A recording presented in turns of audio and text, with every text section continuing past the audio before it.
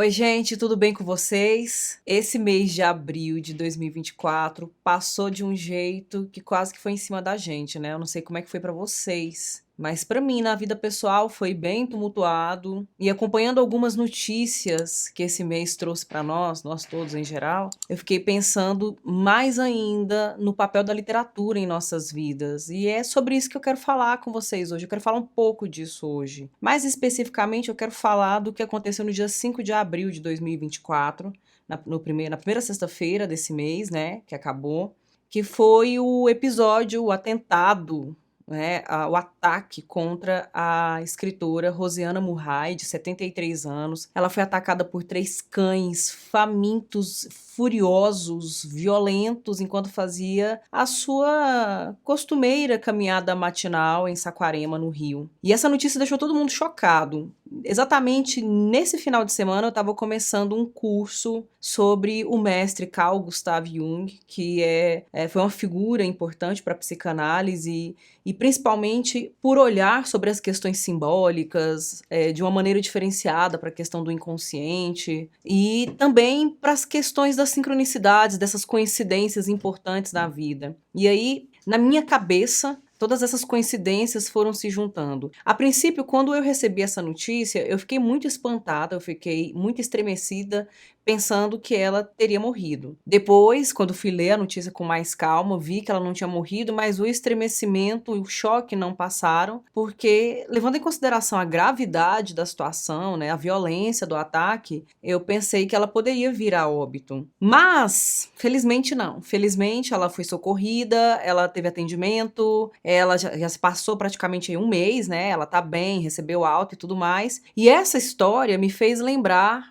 de uma frase famosa do filósofo Jean-Paul Sartre, que é "o inferno são os outros". Eu fiquei pensando primeiro nessa frase, porque afinal de contas, esses cães não estavam naquele contexto porque eles queriam, simplesmente porque eles foram para lá por vontade própria, né? Mas seres humanos miseráveis, deploráveis e irresponsáveis, criminosos, foram os responsáveis por deixar aqueles cachorros, aqueles 3 cães, naquela situação, naquele contexto, naquele momento, para aquele encontro fatídico com a Rosiana Murray. Então, em alguma medida, os seres humanos são as pessoas, né, as outras pessoas, algumas pessoas são um inferno na vida da gente. Mas também, né, e pensando aí, né, falando de Jung, né, pensando no outro lado, na outra face dessa moeda, né, no duplo, na sombra, né, ou pelo menos na luz desse aspecto sombrio, eu pensei, lembrei também do título de um livro do escritor português Walter Hugo Mãe, que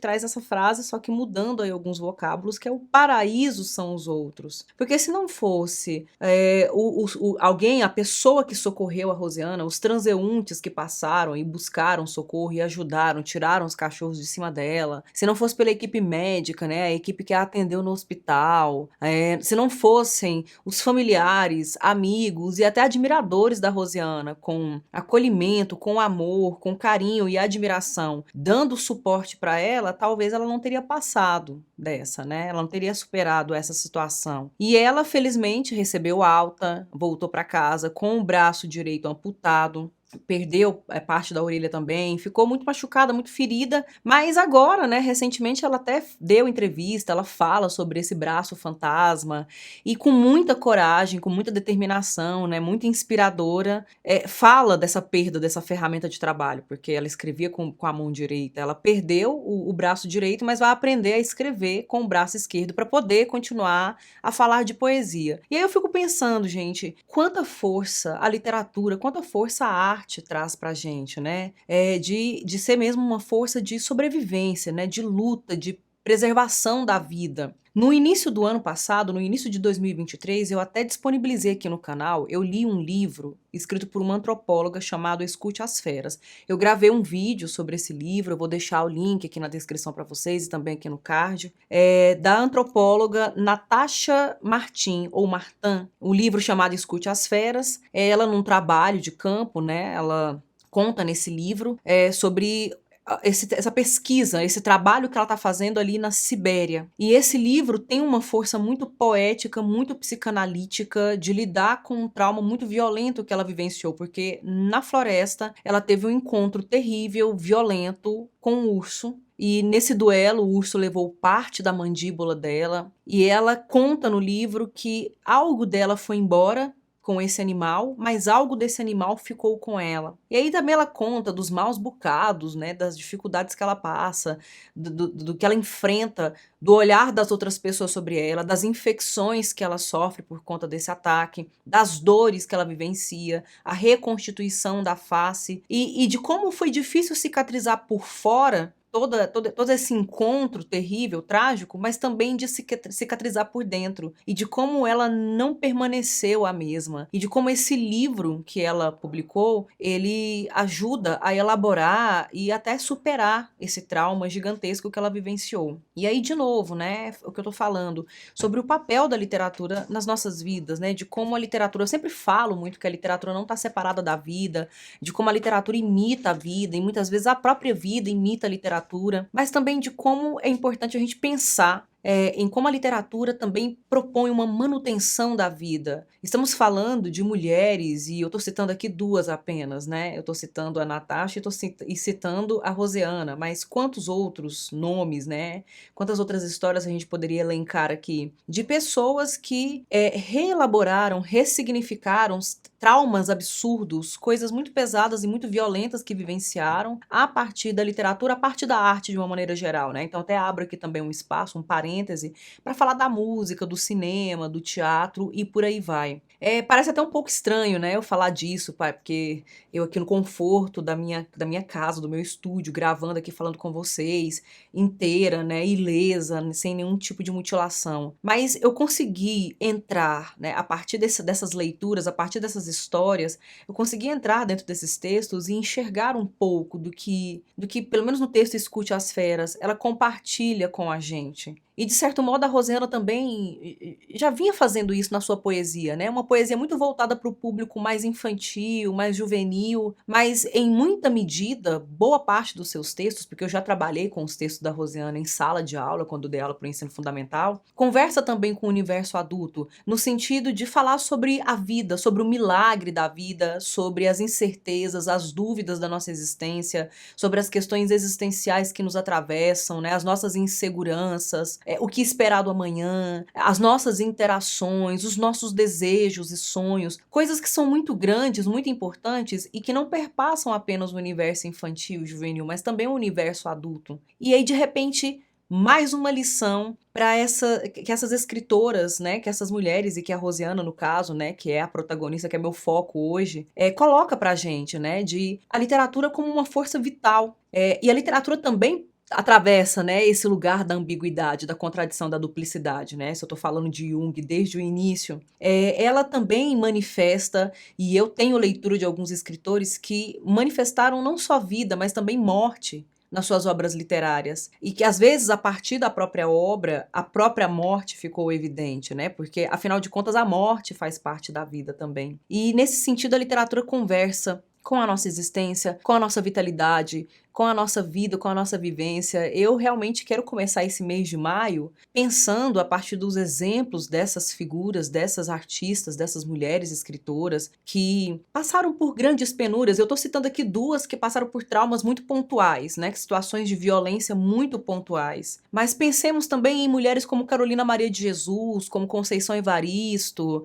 como Orídes Fontella, né? Que foram mulheres que vivenciaram situações muito adversas a vida toda, né? Esse trauma que poderia ter sido muito condensado numa situação específica e ser quase fatal, ou beirar o fatal, ou ser de fato fatal, parece que ele foi se diluindo ao longo da vida, de parte da existência delas, da vivência delas, e elas foram trombando com esse trágico, com esse fatal em várias circunstâncias, em várias situações, mas driblando, sobrevivendo, e a poesia sempre ali firme e forte com elas, como uma força vital mesmo, né? A Conceição Evaristo, em alguma medida, até chama isso de escrevivência. Claro que o conceito de escrevivência tem muito mais camadas, ele é muito mais complexo, mas esse tipo de reflexão também perpassa a noção de escrevivência proposta pela autora. Então, eu queria mesmo pensar, sabe, sobre como a literatura está nas nossas vidas. Eu tenho um olhar sobre a literatura de extrema gratidão, também de provocação, de incômodo, de inquietação, porque a literatura às vezes me tira de lugares confortáveis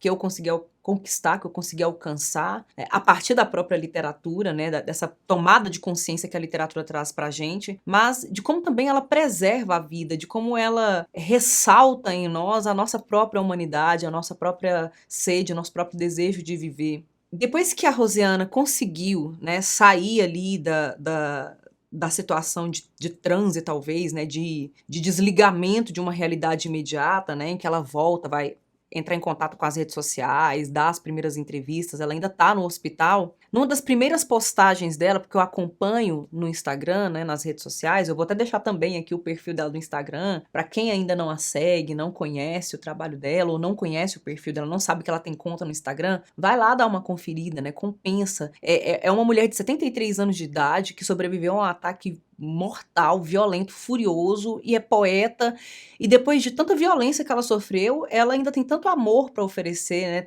Ela olha para a vida com tanto amor, olha para a arte, para o ofício dela com tanto amor. Há muito que nos ensinar. Mas numa das primeiras postagens que ela fez, ela menciona justamente essa obra, né?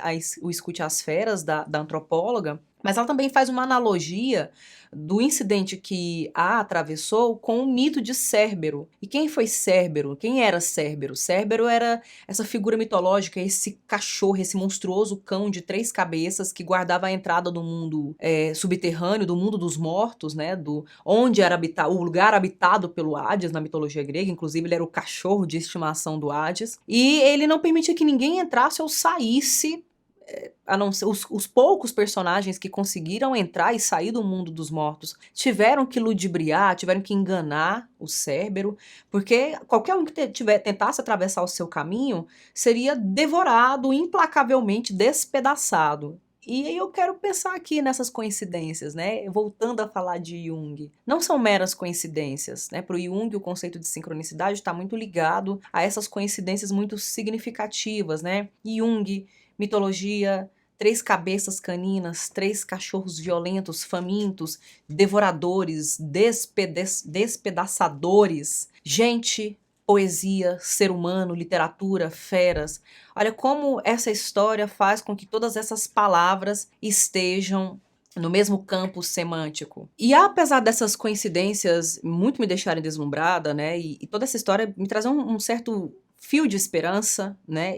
Isso, inclusive, contribui para meu aspecto nesse momento, né? De pensar a literatura mesmo como uma força vital, mas isso também não deixa de ter o seu peso, a sua violência. E lendo recentemente sobre a escritora, eu vi uma notícia que muito me deixou intrigada, que é o fato de que ela sente ainda o braço fantasma, né? Ela chama de braço fantasma. Ela sente dores no braço fantasma. E isso é muito curioso, isso é muito perturbador até em alguma medida, né? Que é aquilo que eu falei antes. Como uma mulher, diante de uma situação tão violenta, ainda consegue entregar tanto amor pra gente, né? É um grande gesto de heroísmo, né? A mulher se tornou uma heroína. Mas ela tá tomando anticonvulsionantes, gente, pra vocês terem uma ideia. Pro cérebro dar conta de entender que não tem o braço mais e de que ele não tem mais que mandar informação da dor desse braço. Tomando alguns remédios, eu li, né, algumas entrevistas que ela deu. Aliás, a entrevista que ela deu, né, que ela chegou a voltar pro hospital para trocar curativo, aí mudou a receita, teve que inserir, né, na receita esse anticonvulsionante para dar conta de lidar com o passar dos dias, com essa ausência que na verdade é também uma presença. E isso me fez lembrar de um poema do Carlos Drummond de Andrade chamado Ausência, que é um poema que está no livro Claro Enigma, e é sobre isso também, né? Mobilizar a literatura em nossas vidas, né? Trazer a literatura como uma sabedoria também que a gente adquire, né? No sentido de que a nossa vida, para a nossa vida funcionar bem, à medida que os anos vão passando, eu acho até que esse é o sentido de envelhecer também, e todos nós estamos envelhecendo, é de adquirir essa sabedoria, mas de dar uma finalidade prática também para essa sabedoria, né? E como essa sabedoria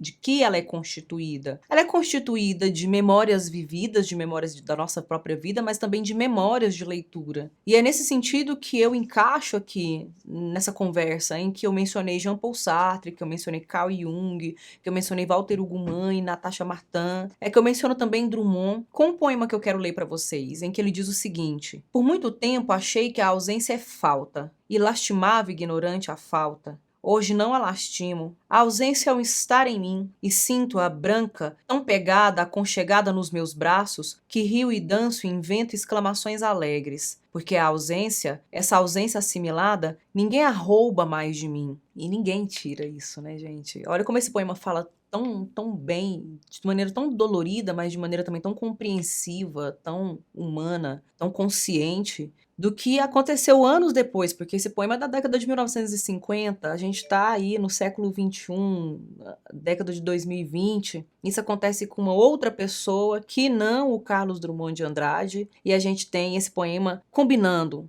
conversando, também dizendo dessa história. Mas eu acho que eu posso encerrar esse episódio depois dessas reflexões que eu quero deixar para vocês, né? Inclusive dialoguem comigo nos comentários, o que vocês percebem de tudo isso, como passou esse mês para vocês, como vocês também receberam essa notícia, como vocês perceberam a frase lute como uma poeta, né? Lute como uma poeta agora nunca fez tanto sentido como está fazendo agora. Lute como uma mulher, lute como uma artista, lute como uma poeta. Tem feito tanto sentido pra gente. E de como as referências de vida e de leitura de vocês também fizeram vocês processar melhor essa história. E para melhorar, né, para terminar este episódio da melhor maneira possível, eu acho que os poemas que eu deveria ler são poemas da própria Rosiana Murray, né, para mostrar pra gente o que ela tem a nos dizer. Essa escritora que, em alguma medida, tem alguns poemas dela que parecem fazer intersecção com alguns poemas da Cecília Meirelles, principalmente do livro Ou Isto ou Aquilo, ou até como a Henriqueta Lisboa. Tamanha é a profundidade existencial, reflexiva e até filosófica em alguns poemas que, a princípio, um leitor mais, talvez, cheio de si, diria que não tem muito o que ver, porque não é uma poesia para adultos. Eu vou ler 2 poemas dela, um intitulado Milagre e o outro intitulado Vida, justamente para a gente pensar no milagre da vida. Como numa colcha de retalhos, os dias e as noites se costuram e nos levam em suas horas secas ou caudalosas, cavalos indomáveis. Viver é o milagre que nos guia. Se alguém tem propriedade para falar disso, gente, é a Rosiana Murray. E finalmente Vida.